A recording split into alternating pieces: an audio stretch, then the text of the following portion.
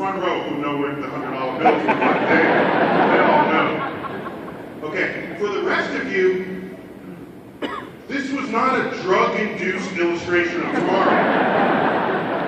Yes, a lot of drugs happened in the 1960s. I'm with you on that. However, all I'm saying is that tomorrow was something that our science and technology would bring us. We were going to the moon, we went to the moon, we were conquering that which previously could not be understood or imagined. It was in the culture. If it's not in the culture, I don't know how it could ever affect you in any important way. When it's in the culture, it happens naturally. And I look around and I see bad math. I see bad math. Bad. Here's a newspaper headline.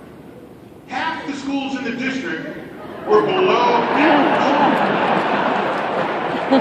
Now, that's kind of what average, I'm thinking, if you take an average, you expect about half to be above.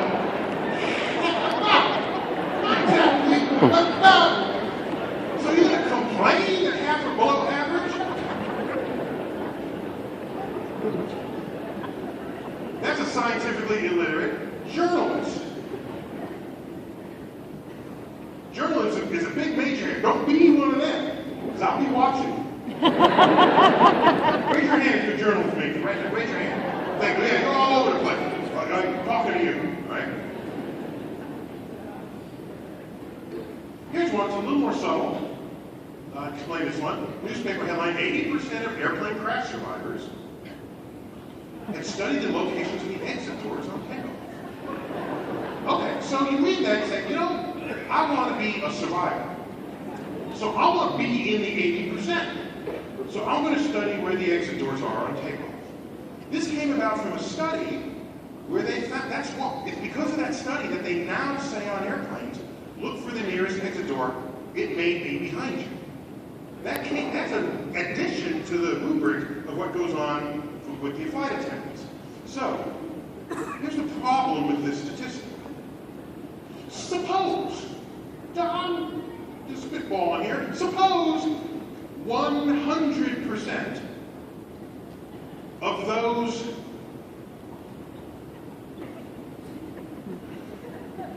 Suppose 100% of those who died studied where the exit door was. That would mean you were worse off knowing where the exit doors were than those who didn't.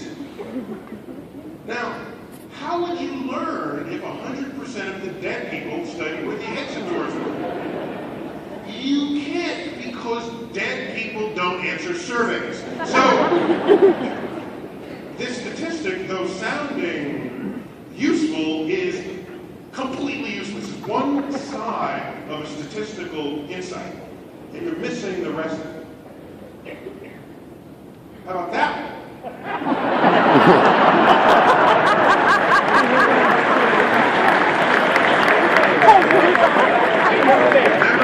I've changed my views 360 degrees on that issue. Just to remind you what 360 degrees is. That's 360 degrees. You're still facing the same way. Now I ask, I got a little worried because I started dreaming about this quote. And I said, maybe the member of Congress was actually mathematically literate and wanted to pretend like they changed their mind, but actually didn't. So I didn't know what was worse, a diabolical mathematically literate politician, or just a mathematically ignorant. I don't know what's worse. I don't know.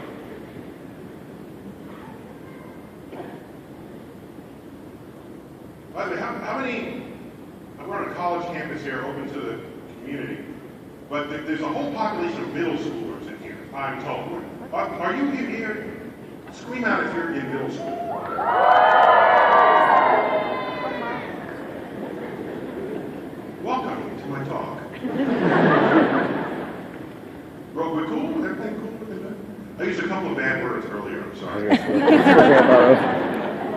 There'll be a few more bad words to come, but that's it. Maybe 2, 3 tops. Okay?